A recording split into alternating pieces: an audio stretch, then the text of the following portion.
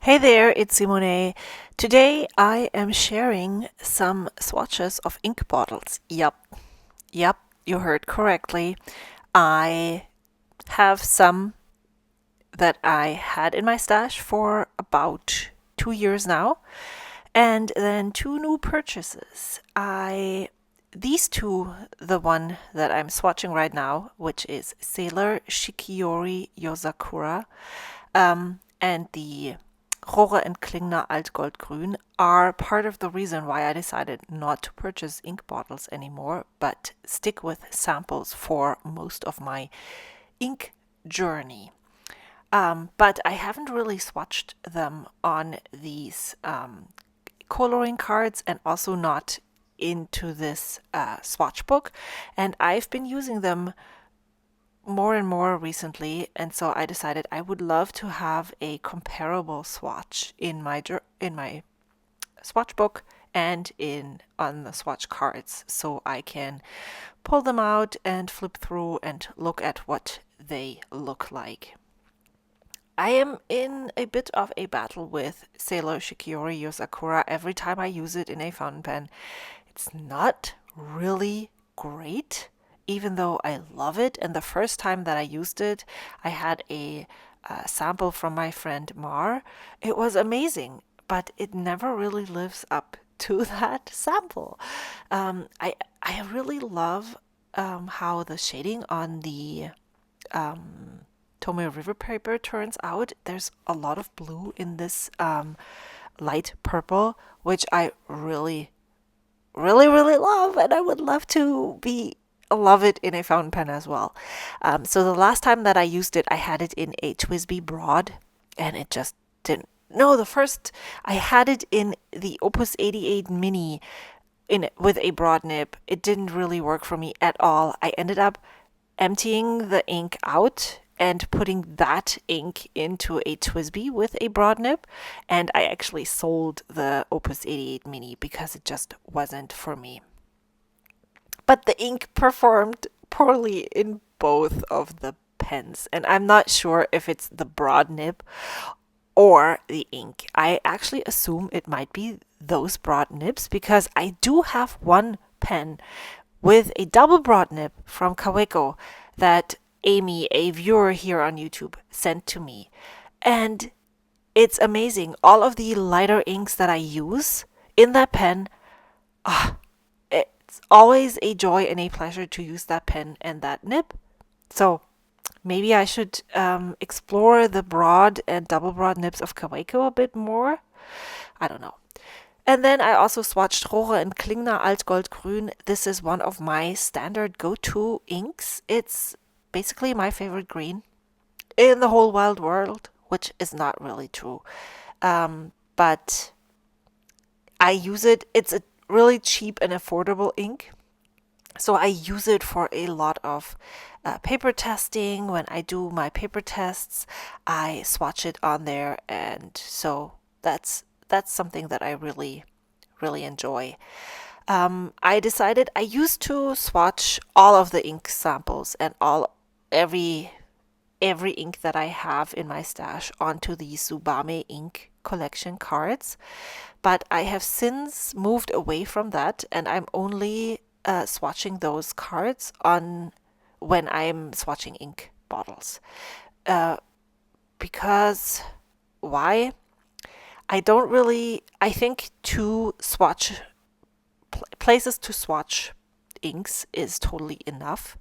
And so I'm just putting these cards into that Traveler's Factory ring binder thing. It's the size of a traveler's notebook. It has metal rings that like a spiral notebook, and the paper is business card size slots. So it's really useful for these Tsubame ink collection cards. But if I was going to swatch all of my samples, I would need so many more of the notebooks, and it doesn't really make sense because I can look at all of my swatches on the Tomo River paper swatch book, and I'm sorting the coloring cards by color so I can compare those on there, and it doesn't really make sense to have it on a different place, different paper. I love seeing how inks perform on different papers, but these two are totally enough for me. Then in my recent ink swatch purchase from Vanessa, which I did in September, I also purchased Diamine Oxblood and Diamine Deep Magenta.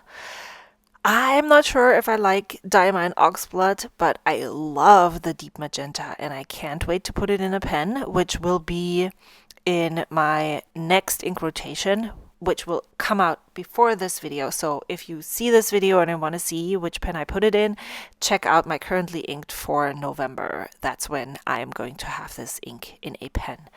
But it confirmed again and again that I really need to stick to that rule that I made for myself to purchase an ink sample before I purchase a bottle. I was recommended the Diamine Oxblood, and it didn't really make sense to purchase the sample. I don't know if they were sold out of the sample at the time that I purchased those swatch samples and inks. And then I said, oh, well, it's not that much money, but it is. And it also loads up my ink shelf with an ink that I'm not 100% in love with. I am looking for a brown ink that has a similar color as the Traveler's Notebook in brown. That's one of my favorite browns. It can be a tiny bit red, but not as red as many other inks. I mean, brown inks. I do like reddish brown inks, and there's so many good ones out there, but I'd love to find that one that matches the brown of the Traveler's Notebook. I would love to see how it looks in a pen. So now I'm just going to look through all of my swatches that I personally swatched before.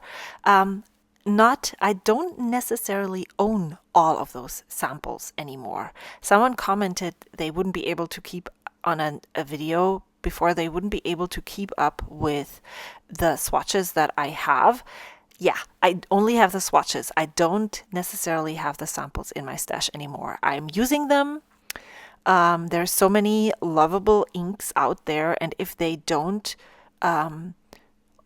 really perform the way that I would love them to perform, then I'm passing them along. There is somebody who can appreciate that ink much more than I can. And so I'm not really concerned about that. I'm just keeping the swatches so I can make those color comparisons, because I am just so nerdy that I really enjoy looking at these subtle differences in these ink colors and seeing where those fit in, if they're the same or not, and what makes them different and special, if that makes sense. So here I have compared the Altgoldgrün and the Tea Time, which is really funny because I'm always drawn to these greens, but I noticed that I only have these two in my stash right now, and I'm like, okay, well, either I still haven't swatched any of the other greens that I'm drawn to, or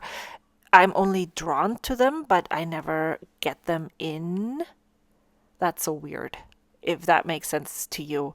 So I'm looking at the colors that I have, and to be honest, the Deep Magenta, I don't have a color like that yet. So I'm really excited to get that in a pen, and I hope it performs as I wanted to, because I now have a huge bottle, or I can use that to send samples to friends.